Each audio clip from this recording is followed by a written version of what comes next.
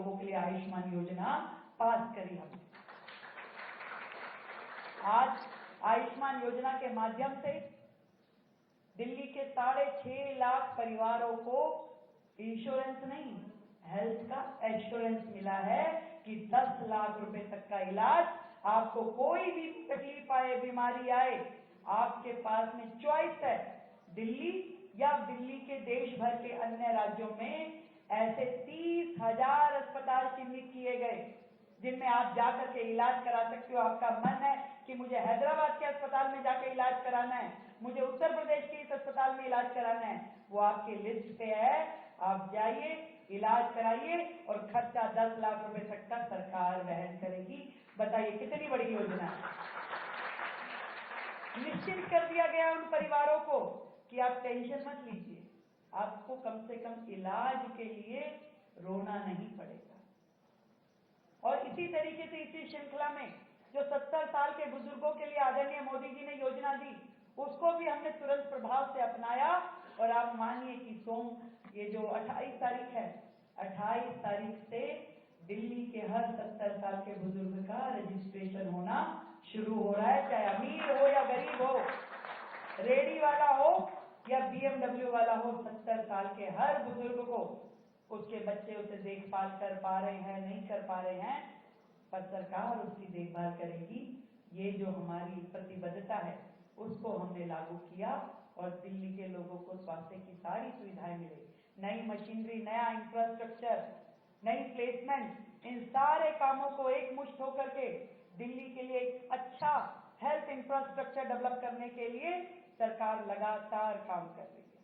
अब दिल्ली के लोग सरल इलाज और सुविधाजनक इलाज पा पाएंगे। तो ये दिल्ली के इस मुकुट में एक मोती जुड़ने जैसा है। शिक्षा की बात कहूं, इतना ढिंडोरा पिछली सरकारों ने पीटा, इतना ढिंडोरा पीटा कि हमारे जैसा शिक्षा मॉडल कहीं है ही नहीं। और सच मानिए कि हम भी जब बाहर बैठते थे तो सोचते थे कि सच में ऐसा किया है क्या। पर आज जब सरकार के अंदर बैठ करके देखते हैं तो लगता है कि यार इतना बड़ा ढकोसला भी हो सकता था। आपने सिस्टम बना दिया कि 9वीं में यदि किसी बच्चे के कम नंबर है तो उसको हम आगे ही नहीं बढ़ने देंगे, उसको हटा दिया जाता था। 11वीं में यदि किसी बच्चे के नंबर कम है उसको फेल घोषित करके डिस्टेंस एजुकेशन में डाल दिया जाता था। तो भाई जब सारे ही बच्चे आप ले लोगे जो कि अच्छी पढ़ाई में हैं तो आपका तो 100% रिजल्ट आएगा ही। तो ऐसे लाखों बच्चों को आपने घर बिठा दिया, उनके भविष्य के साथ खिलवाड़ किया। आपने इंफ्रास्ट्रक्चर में कोई 1 रुपए का इन्वेस्टमेंट किया नहीं। 4 क्लास दिखा करके आप कहते हैं हम तो स्मार्ट क्लासेस कर रहे हैं। आप एजुकेशन को अपना बोर्ड बना करके जो इतनी बड़ी राष्ट्रीय शिक्षा नीति पूरे देश के लिए बनी उसको आपने दरकिनार कर दिया। तो क्या ये दिल्ली के बच्चों के लिए एक धोखा नहीं था? आज हमारी सरकार आने के बाद पूरे तरीके से एजुकेशन में केजी से लेके पीजी तक बच्चों को हम जो सुविधाएं दे सकते हैं ताकि दिल्ली के स्कूलों में पढ़े हुए ये बच्चे कल को वो भविष्य बना ले जिसके वो सच में अधिकारी हैं और शिक्षा प्रशासन। स्कूलों में इंफ्रास्ट्रक्चर, स्कूलों में फैसिलिटीज, अच्छी एकेडमी और पूरा का पूरा उनका मॉड्यूल ऐसा रहे कि बच्चा जब पढ़ के यहाँ से निकले तो जीवन में संघर्ष के लिए तैयार हो जाए। इसकी हमारी तैयारी है। मैं जरूर बात करना चाहूंगी वो जो 2 बड़ी समस्याएं जो हर दिल्ली वासी के बातों में रहती है। अरे भाई पॉल्यूशन, दिल्ली का पॉल्यूशन, दिल्ली में सांस कैसे ले, दिल्ली में जिए कैसे, दिल्ली से तो बाहर जाने का दिल करता है। ये शब्द हम सबके कानों में पड़े होंगे और आप में से बहुत सारे लोग कहते भी होंगे। पर क्या इस समस्या का समाधान एक्चुअल में किसी सरकार ने किया था? इससे पहले केवल बातें की, करोड़ों रुपए इस एडवर्टीजमेंट पे खर्च कर दिए कि भी पराली का धुआं आता है नियर बाय स्टेट से और हम पराली की दवाई बनाएंगे, वो छिड़केंगे और फिर देखिए आप क्या होगा। 25 करोड़ रुपए खर्च किए, पर क्या वो दवाई बनी? क्या किसी राज्य को दी गई? क्या कहीं छिड़की? नेवर, कुछ भी नहीं हुआ। क्या आपने और कोई कदम उठाया? हाँ उठाया, ऑड एंड इवन। आप बताइए ऑड एंड इवन से क्या पॉल्यूशन का समाधान हुआ? एक टॉवर लगाया, जितने की टॉवर की कॉस्टिंग नहीं थी उससे ज्यादा 100 गुना उसके एडवर्टीजमेंट पे खर्च किया, पर वो टॉवर की स्थिति क्या थी? 6 महीने में बंद, किसी ने देखा भी नहीं होगा वो टॉवर कहां है। पर आज जो सरकार आई, जेन्युइनली कैसे दिल्ली का पॉल्यूशन खत्म हो, इसके लिए घंटों बैठ के पूरा का पूरा स्टडी करके और एक्सपर्ट्स के साथ में एडवाइजेस लेके एक पूरा लेआउट प्लान बनाया गया, किस किस सेक्टर में काम करना हो। जो देखिए कंपोनेंट क्या है एयर पॉल्यूशन, आपका डस्ट पार्टिकल जो आपके सड़क किनारे धूल उड़ती है, डस्ट पार्टिकल जो आपकी गंदगी फैली रहती है, आपका व्हीकलर पॉल्यूशन, आपकी गाड़ियां चलती हैं उसमें से आपका धुआं निकलता है, वो आपका एयर पॉल्यूशन के मेजर कंटेंट है। कैसे खत्म होंगे भाई? दिल्ली जो है इलेक्ट्रिक व्हीकल्स पे है, इसकी तैयारी करने के लिए 100% पब्लिक ट्रांसपोर्ट इलेक्ट्रिक व्हीकल्स में कैसे कन्वर्ट होगा, उसकी पूरी तैयारी कर दी गई है कि 2028 तक 100% इलेक्ट्रिक व्हीकल जो पब्लिक सेक्टर के हैं उसको हम लेके आ पाए, और उसके साथ में जो प्राइवेट सेक्टर के हमारे व्हीकल हैं, वो स्कूटर है, वो गाड़ियां हैं, उसको मोटिवेट करें, उसमें हम योजना दे करके, उसमें रिबेट दे करके, उसका रोड टैक्स खत्म करके हम उनको इतना मोटिवेट करें कि धीरे धीरे करके हमारा जो ट्रांसपोर्ट सिस्टम है वो सारा का सारा पॉल्यूशन फ्री मोड पे आ जाए, इसकी तैयारी हम कर रहे हैं। इसके साथ डस्ट पार्टिकल, अब देखिए कितनी मजेदार बात है, पिछली सरकारें डस्ट पार्टिकल कैसे ना चले उसके लिए जो स्मोक गन्स होती थी, जो आप देखते हैं ना सड़क पे वो पानी डालती हुई चलती हैं, स्प्रिंकलर्स होते हैं, कब चलाते थे? जब सर्दी आ गई, जब बिल्कुल लग गया कि अरे भाई अब तो बिल्कुल प्राण हथेली पे आ गए, कोर्ट ने डायरेक्शन दे दी, उस 1, 1.5, 2 महीने में केवल चलती। पर क्या पॉल्यूशन 2 महीने की कहानी है?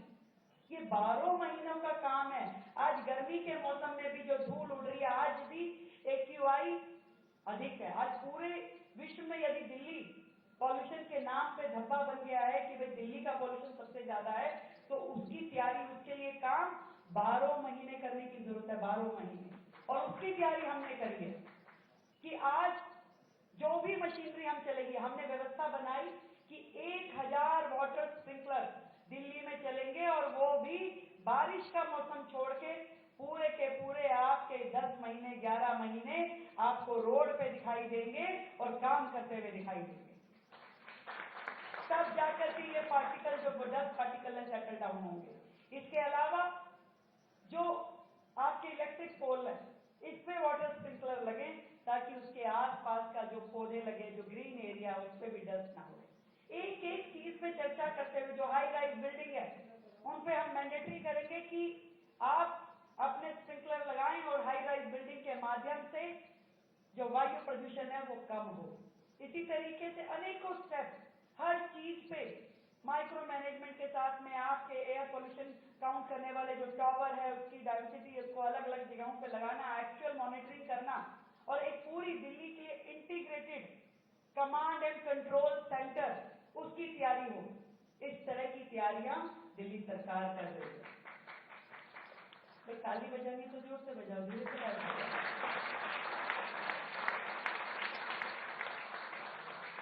अब आपको ये लग रहा है मैडम तो भैया भाषण नहीं दे, एक्चुअल अब यमुना सफाई की बात करें, सरकारें मतलब पूरा देश कह के थक गया भाई यमुना सफाई, इतना बुरा हाल किया सरकारों ने पिछली, सच बता रही, 0, 0, कुछ नहीं किया। आज यदि हम आते ही एक मैसेज गया पूरी दिल्ली में कि यमुना की सफाई पे काम शुरू हो गया, तो आप मानिए ना कि काम शुरू हुआ होगा तभी तो संदेश जा रहा है।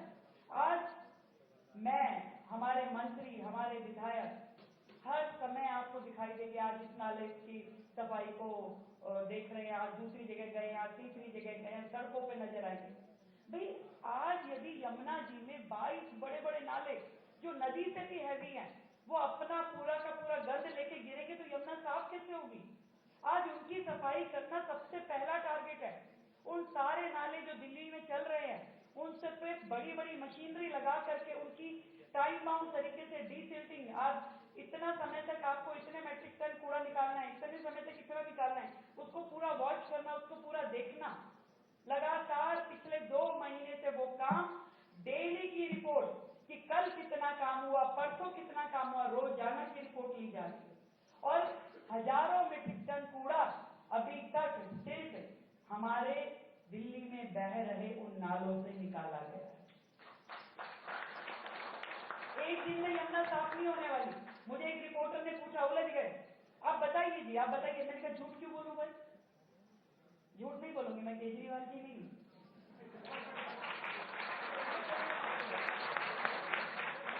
मैं नहीं बता सकती आज कब तक खत्म होगा, पर मैं इतना बता सकती हूँ कि हमारी नीति और नियत दोनों साफ है भाई। काम करने की नियत है और काम हम कर रहे हैं, लगातार कर रहे हैं हर चीज को टाइम बाउंड तरीके से कि भाई ये काम इतने दिन में पूरा होना चाहिए। फिर खड़े हो जाते हैं, किसी डिस्ट्रिक्ट के लिए जाते हैं, इस हफ्ते आए हैं, आपको 10 दिन बाद दोबारा आके खड़े होंगे, बताना पड़ेगा।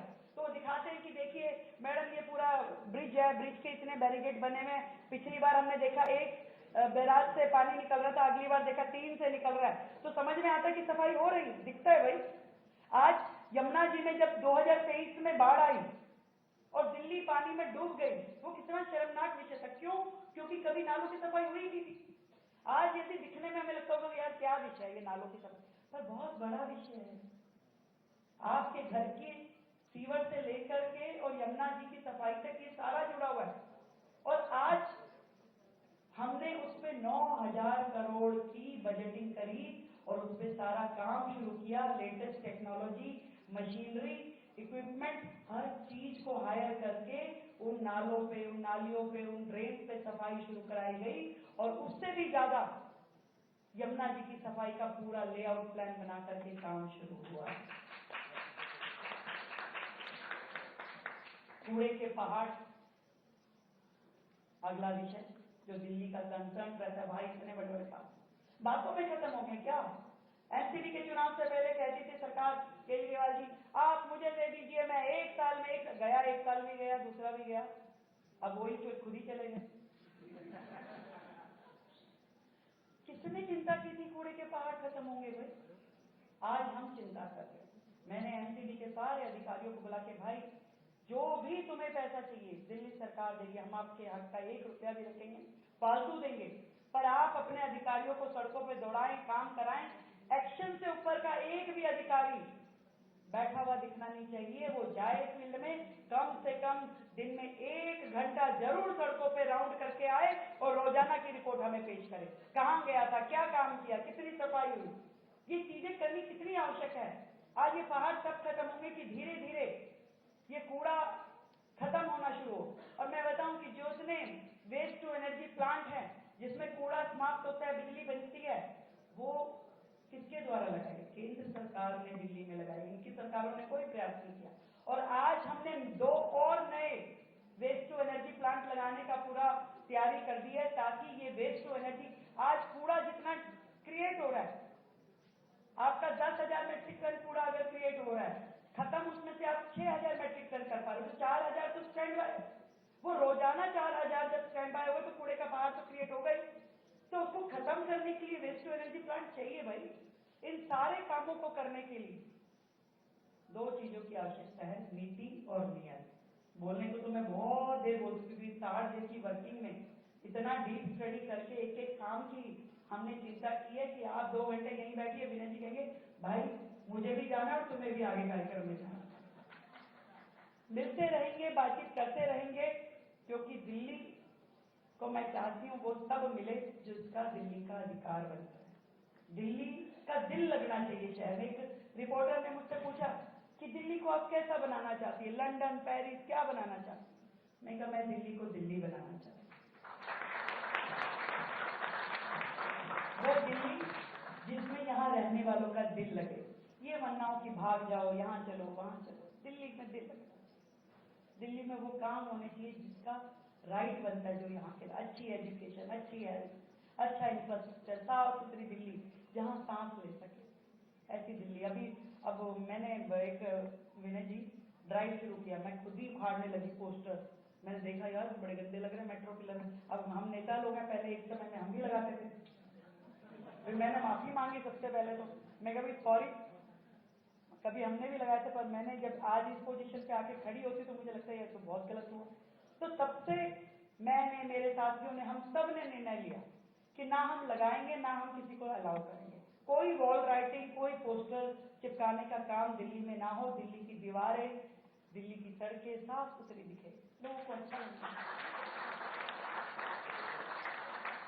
और ये जो मेरे सामने बैठे युवा लोग हैं, इनसे मैं निवेदन करना चाहती हूँ।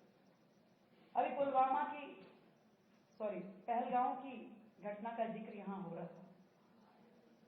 जब हमने वो वीडियोस देखी, जब हमने वो सीन देखा, कितनी तकलीफ हमारे दिलों में, कितना दर्द हुआ। ऐसा दिल कर रहा था कि हमें कोई बंदूक दे दे और हम ही जाके उन आतंकवादियों को मार दें। ऐसा लगा कि नहीं लगा?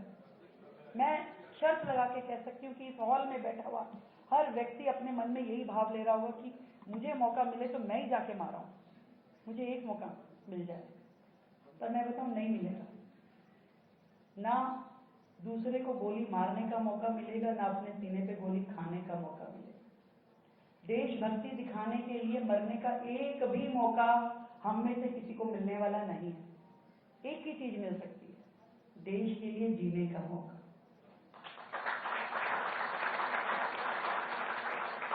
हम सब लोग समाज में रहने वाले वो लोग हैं जो एक्टिव है, जो विषयों को समझते हैं, और यदि अपनी देशभक्ति दिखाना चाहते हो, मन है देश के लिए कुछ करने के लिए, मातृभूमि के लिए कुछ करना है, तो देश के लिए जीना सीखिए, देश के लिए चलना सीखिए। और वो आपकी जो महारत है, जो आपकी फील्ड है, आप स्पोक्स पर्सन बनिए देश के लिए अच्छा सोचना, बोलना, और जो अच्छा कर रहा हो उसके लिए कहना। ये हम सबको करना पड़ेगा। सही को सही कहना, गलत को गलत कहना जब शुरू कर देंगे तो आप मान लीजिए कि देश आगे बढ़ना शुरू हो जाएगा। आज के इस आयोजन के लिए मैं आप सबको बहुत बधाई देती हूँ कि आप सब यहाँ आए और देश की प्रगति का हिस्सा बन रहे हैं। हम सब मिलके जब एक एक कदम भी देश के हित में, देश की प्रगति के लिए बढ़ाना शुरू करेंगे तो यकीन मानिए कि देश रोजाना 140 करोड़ कदम आगे बढ़ना शुरू हो जाए। Thank you so much.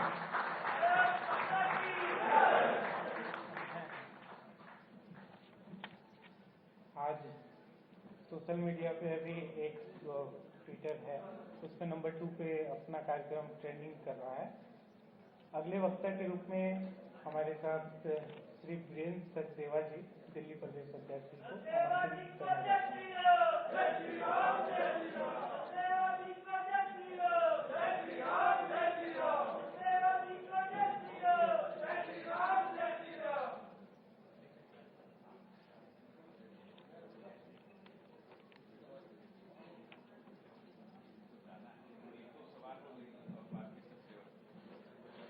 Ma'am को कुछ दूसरे कमिटमेंट के कारण अभी जाना है, उससे जाने से पहले मैडम चाह रही हैं कुछ सवाल लेने के लिए।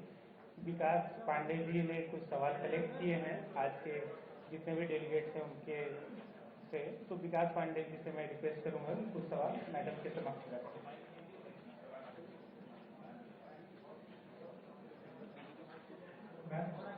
आपने वैसे काफी सवालों का जवाब तो दे दिया है, लेकिन फिर भी जितने समय में मैं कलेक्ट कर पाया कुछ सवाल को मैं कलेक्ट करके आपको बताता हूँ। कुछ एजुकेशन से देखते हैं। पूर्णिमा चौहान जी पूछती है स्कूल की बहुत मनमानी ढंग से प्राइवेट स्कूल पढ़ा रहे हैं। उदित पाठक जी पूछते हैं ट्रांसपेरेंसी इन स्कूल एडमिशन थोड़ा और अच्छा होना चाहिए जो दिल्ली के स्कूल है। केशानी अरोड़ा पूछते हैं कि how to introduce Hinduism and its scripture, Hindu values की क्या ऐसा कोई प्लान है दिल्ली एजुकेशन में? तो अभी तो एजुकेशन सेक्टर के क्वेश्चन हैं, और भी आप पूछते हैं। बिल्कुल, आप लोगों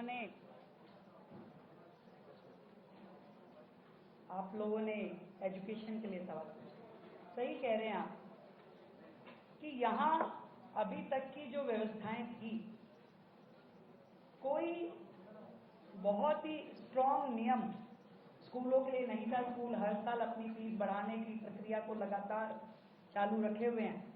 पहली बार दिल्ली सरकार ठोस नियम जिसमें एक्ट में परिवर्तन करके कि एक ऐसा नियम बने जिसमें पेरेंट्स का इन्वॉल्वमेंट हो, जिसमें टीचिंग स्टाफ का इन्वॉल्वमेंट हो, जिसमें एडमिनिस्ट्रेशन का इन्वॉल्वमेंट हो, जिसमें सरकार का इन्वॉल्वमेंट हो, उसके बाद ही कोई स्कूल अपनी फीस करने के लिए कोई निर्णय ले सके, ऐसी सख्त कदम पहली बार सरकार की ओर से उठाया जा रहा है। एडमिशन प्रोसेस में पूरी ट्रांसपेरेंसी हो, कोई भी स्कूलों को इंडस्ट्री की तरह यूज ना कर पाए, इसकी चिंता पूरी सरकार करेगी। क्वेश्चन क्लब करके आपसे पूछूंगा, ट्रैफिक से रिलेटेड है कि कुंदन शर्मा पूछते हैं कि लाइव स्टॉक गाय वगैरह और इस तरह के जो आवारा जानवर हैं उन लोगों को क्या कंट्रोल कर सकते हैं हम लोग किसी तरीके से, और ओवरऑल ट्रैफिक को लेके सानिया खान जी अपना परेशानी व्यक्त की कि ओवरऑल ट्रैफिक को लेके आपका कुछ प्लान है क्या? और हाँ बिल्कुल, देखिए दिल्ली की बहुत सारी समस्याएं हैं, ट्रैफिक जैम उसमें से एक बड़ी प्रॉब्लम है, सड़कों पे जानवरों का घूमना दूसरी बड़ी प्रॉब्लम है। अब ये मानिए कि ये राजधानी की इतनी सारी समस्याएं हैं, एक छोटा सा कहती हूँ, वीरेंद्र सचदेवा जी ने से मैं मिली जब मुख्यमंत्री की घोषणा होने वाली थी, तो मैंने कहा भाई साहब क्या होगा, तो उन्होंने कहा जो होगा ठीक ही होगा। उनको लगा कि मैं बोल रही हूँ कि भाई मुख्यमंत्री नहीं बनी तो कैसे करेंगे। मैंने कहा कोई बात नहीं, नहीं हुई तो क्या बात है।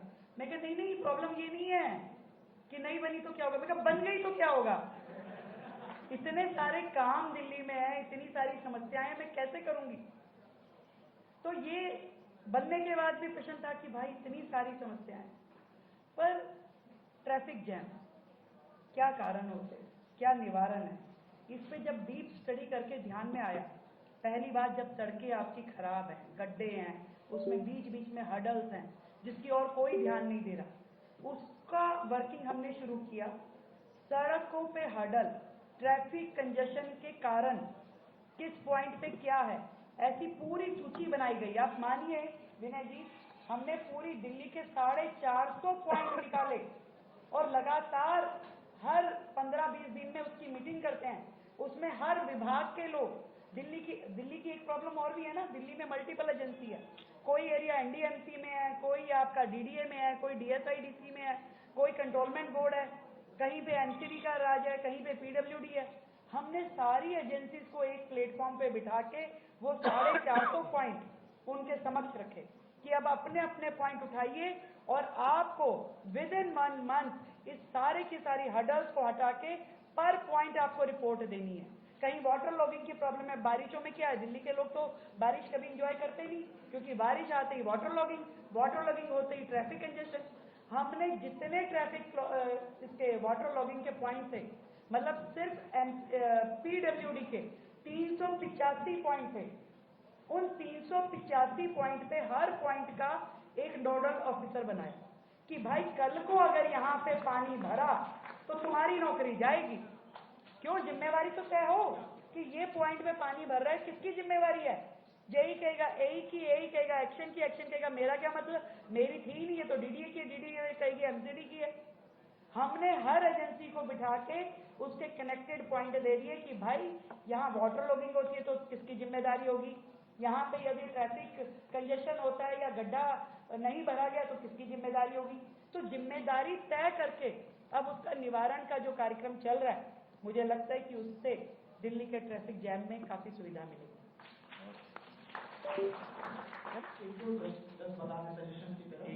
सजेशन में बता दो क्या सजेशन, एक मिनट बता दीजिए। हाँ एक मिनट। मैं आर्ट एंड कल्चर में सजेशन जावेद सिंह का दिया गया है कि आर्ट एंड कल्चर को आप स्केल अप करने का प्रयास कर सकते हैं। और लॉ एंड ऑर्डर में विनीत राजपूत जी बोलते हैं कि अंडर फ्लाईओवर में काफी लीगल काम होते हैं, नशा वगैरह का होता है, उस पर ध्यान देने की जरूरत है। सत्य बर्ता जी बोलते हैं क्राइम अगेंस्ट वुमेन के लिए थोड़ा उनको कंसर्न है। पाक हिंदूज के लिए एक सजेशन आया है कि जो अनक्लेम डीडीए फ्लैट्स हैं पाकिस्तानी हिंदू को अलोकेट किया जा सकता है। शुभम यादव जी रोहिंग्या घुसपैठियों को लेके कहते हैं कि उसके ऊपर भी ध्यान देने की जरूरत है, क्योंकि केजरीवाल उनको वोट बैंक की तरह यहाँ बसाना चाह रहे थे। प्रमोद मिश्रा जी का सजेशन है कि नोएडा दिल्ली एयरपोर्ट पे आते समय बहुत सी गुलामी के प्रतीक रोड्स हैं, उस पर आप लोग अगर नामकरण उसका चेंज करें तो बहुत अच्छा है। बाकी मैं सचदेवा जी से बात करें। बहुत अच्छे सजेशन हैं और मैं अपने युवा साथियों को एक बात कहना चाहती हूँ, बड़ी अच्छी ब्रेनस्टॉर्मिंग आपने की, अच्छी समस्याएं निकाल के लाए, हर एक को समाधान मिल सकता है, पर आप लोगों का साथ चाहिए। अगर यूं कहूं कि पूरी धरा भी साथ दे तो और बात है, तू जरा भी साथ दे तो और बात है। यूं तो एक पांव से भी चलते हैं लोग, पर दूसरा भी साथ दे तो और बात है। Thank you so much. आप साथ बने रहिए, सभी समस्याओं के समाधान निकालने का प्रयास होगा। Thank you so much. Bharat 2025 मंच पर उपस्थित आदरणीय विनय सहस्रबुद्धे जी, कमलकांत पाठक जी, विकास पांडे जी, और जिनको भी हमने सुना, ऐसे हमारे मुख्यमंत्री हमारे बीच से अभी दूसरे कार्यक्रम के लिए गई हैं। हमारे जैसे कार्यकर्ताओं के लिए दिक्कत क्या है कि जिनसे आप काम सीखते हैं, जो आपके मेंटोर होते हैं, उनके सामने भाषण देना या बोलना बड़ा कठिन है। तो मेरे लिए दिक्कत क्या है कि मैंने काम विनय जी से सीखा है। अब विनय जी के सामने वो कहें बोलो, तो मैं कहती क्या बोला, बोले ऐसे ही बोलो।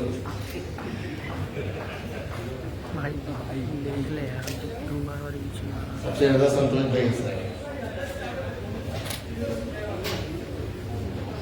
विकसित भारत है क्या? मुख्यमंत्री ने कहा कि विकसित दिल्ली से विकसित भारत का रास्ता निकलेगा।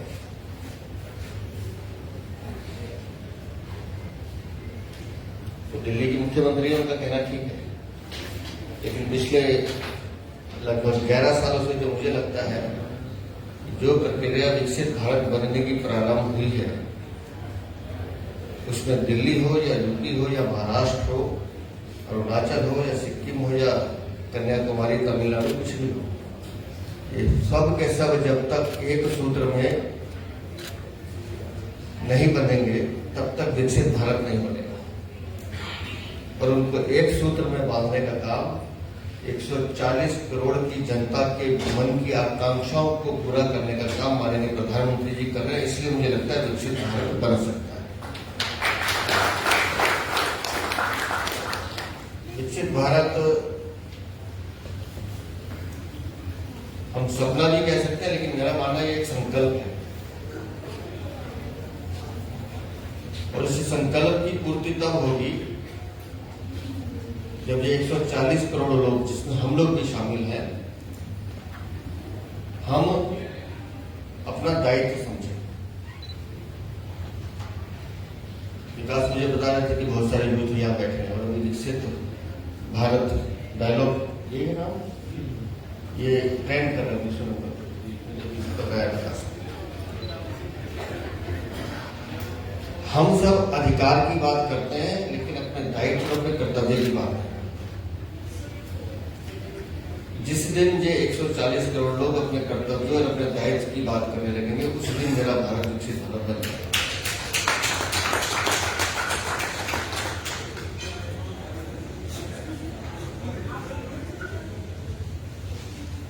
पिछले 11 सालों में अगर आप देखें, नवाचार के जितने कार्यक्रम माननीय प्रधानमंत्री जी ने देश को दिए हैं, या कितने लोग ऐसे हैं जो स्टार्टअप में कहीं ना कहीं इन्वॉल्व है, अगर है तो, लेकिन काफी लोगों ने हाथ मिला दिया। जब पहली बार स्टार्टअप सुना था तब हम क्या सोचते थे, और आज एक स्टार्टअप हमारे लिए क्या है। स्किल इंडिया जब पहली बार प्रधानमंत्री ने बोला था तो हमें भी समझ में नहीं आया था कि स्किल इंडिया में करना क्या है। या जिस दिन डिजिटल क्रांति की बात की थी, मुझे ध्यान है, मैं भी उन लोगों में था कि जब वो कहते थे कि पर्स में पैसे की जरूरत नहीं, सिर्फ कार्ड की जरूरत होनी चाहिए, मोबाइल में से पेमेंट होगी, तो हम भी सोचते थे ये कैसे होगा। लेकिन आज जब सब्जी लेने जाते हैं तो 20 रुपए के लिए भी वो कहता है, बोड़ा नहीं कर देता कि कीजिए। तो हमारे देश में हर नागरिक में काम करने की क्षमता है, योग्यता है। प्रधानमंत्री ने उस योग्यता, उस काम करने वाले को आगे बढ़ाने का काम किया है। इसलिए मुझे लगता है कि ये सपना नहीं, विकसित भारत बन सकता है। पिछले 11 वर्षों में आप सिर्फ आंख बंद करके करना है। यहाँ जो जनरेशन बैठी है, जो मुख्यमंत्री जिस बात का जिक्र कर रही थी, आखिरी बार भारतीय जनता पार्टी की सरकार 98 में खत्म हुई, 93 से 98, और 98 से लेकर 2025 इस ड्यूरेशन में जो लोग पैदा हुए हाथ खड़ा करें। काफी नंबर अच्छा है। अब इन लोगों को क्या पता कि 93 में क्या हुआ था, 94 में क्या हुआ था, उसमें दिल्ली कैसे? आप लोग तो दिल्ली वो देख रहे हो जो आपने अभी देखी। भारतीय जनता पार्टी का शासन जब जब देश के किसी भी कोने में आया है तब तब विकास की गति बढ़ी है।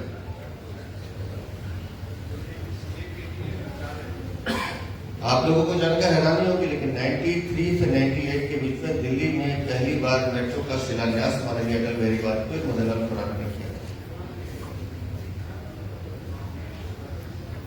और आज कल्पना कीजिए कि बिना मेट्रो के दिल्ली में ट्रैफिक की हालत क्या होगी। ये उस टाइम का विजन है।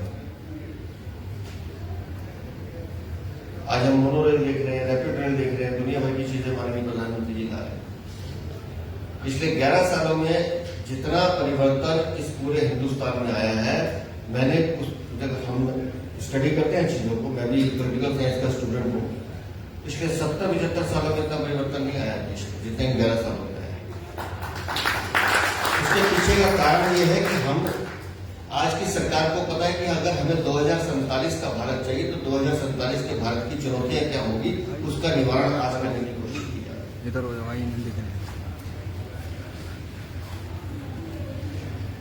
और किसी एक फील्ड पे चीज रुकती नहीं है। मैंने स्टार्टअप का नाम ले लिया, स्किल इंडिया का नाम ले लिया, डिजिटल का नाम ले लिया, लेकिन कितने मेट्रोज, कितने हाईवेज बन रहे हैं इस पूरे देश में, आप अंदाजा लगा सकते हैं। यहाँ पीटी साहब बैठे हैं, पुणे से हैं, और पूछ रहे थे, बात कर रहे थे, तो मैंने कहा मैंने मुंबई पुणे का वो रोड देखा है जो खंडाला से होके सिंगल वे था, उस समय पहाड़, तो डबल वे एक ही रोड पे आना जाना होता था और हम मोटरसाइकिल पर ट्रेवल करते थे। लेकिन आज जब हम मुंबई और पुणे एक्सप्रेस वे की बात करते हैं, हिंदुस्तान का वो पहला एक्सप्रेस वे था जो बहुत चर्चित हुआ, उसके बाद से एक्सप्रेस वे बनने शुरू हुए।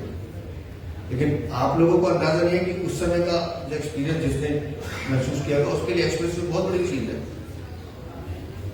आज पूरे हिंदुस्तान में इस तरह का जाल बिछा है, ये पहले क्यों नहीं हो रहा? आज से 11 साल पहले ये सब काम क्यों नहीं हो रहे? आज इस सरकार की उपलब्धता सबसे बड़ी क्या होती है? विनय जी तो सरकार का हिस्सा नहीं है। इस सरकार की सबसे बड़ी उपलब्धता है, या मैं कहूं कि उपयोगिता है, वो ये है कि माननीय प्रधानमंत्री जी जिस योजना का शिलान्यास करते हैं उसका उद्घाटन भी स्वयं करते हैं। ये बताता है कि काम की गति क्या है, ये बताता है कि विजन क्या है। हमें सिर्फ पत्थरों पे नाम नहीं चाहिए, हमें रिजल्ट चाहिए, रिजल्ट ओरिएंटेड काम चाहिए। और इसलिए माननीय प्रधानमंत्री की लोकप्रियता दिन पर दिन बढ़ती है। क्यों? क्योंकि सबको पता है कि मोदी है तो मुमकिन है, हम कर सकते हैं। और जिस विकसित भारत 2047 की बात माननीय प्रधानमंत्री जी कर रहे हैं, मुझे वो अपनी आंखों के सामने दिखाई देता है।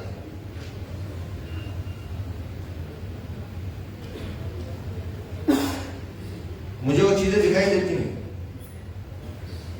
और इसलिए जब मुख्यमंत्री दिल्ली की बात कर रही थी तो मैं इस बात को लेकर पूरी तरह से आश्वस्त हूं कि हम 5 सालों में, अभी 5 साल का बजट मिला दिल्ली को भारतीय जनता पार्टी के लिए, इन 5 सालों में हम दिल्ली को उस राह पर तो ले आएंगे जहां लोगों को लगने लगेगा कि हाँ, ये वो सरकार है जो दिल्ली को विकसित दिल्ली बना सकती है। सहयोग है कि आज दिल्ली में महापौर और डिप्टी मेयर का इलेक्शन था, और अच्छा है कि भारतीय जनता पार्टी के दोनों हमारे उस वोटिंग में जीत कर आए हैं।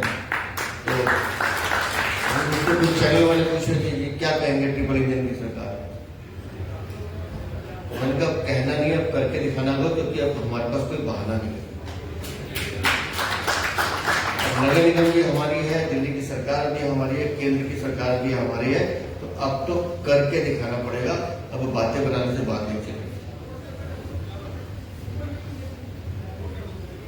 और आज उनके इलेक्शन के बाद जो एक मंत्र मैं उनको देकर आया हूं अपने पार्षदों को कि 24/7 सड़क पर आइए, अगले 3 महीने में मुझे दिल्ली कूड़ा मुक्त चाहिए, सड़कों पर कूड़ा नहीं दिखना चाहिए।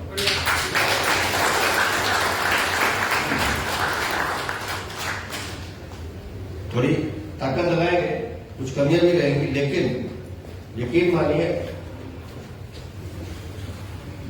भारतीय जनता पार्टी का हर कार्यकर्ता, विशेष रूप से मैं दिल्ली का अध्यक्ष तो दिल्ली की बात कर रहा हूं, हर कार्यकर्ता इस बात के लिए कमिटेड है कि माननीय प्रधानमंत्री ने जो संदेश पूरे देश के लिए दिया है, वो स्वच्छता का हो,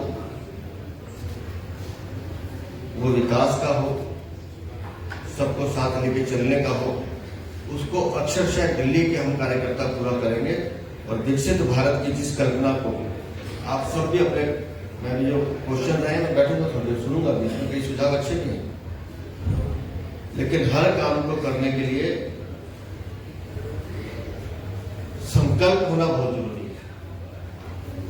और संयोग से ईश्वर ने कुछ ऐसा दिया है कि कह सकते हैं आप, मैं जो बोलता हूं वो हो जाता है।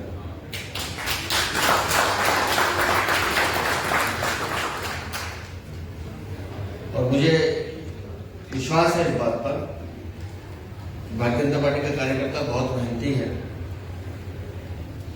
और हम सब मिलकर विकसित भारत जब 2047 में बन रहा होगा तो दिल्ली की राजधानी भी विकसित दिल्ली होगी और वो विकसित भारत के साथ खड़ी होकर गर्व से मुस्कुरा रही होगी कि हम माननीय प्रधानमंत्री नरेंद्र मोदी आपके संकल्प को पूरा करने में हमने भी अपना योगदान दिया है। बहुत बहुत धन्यवाद।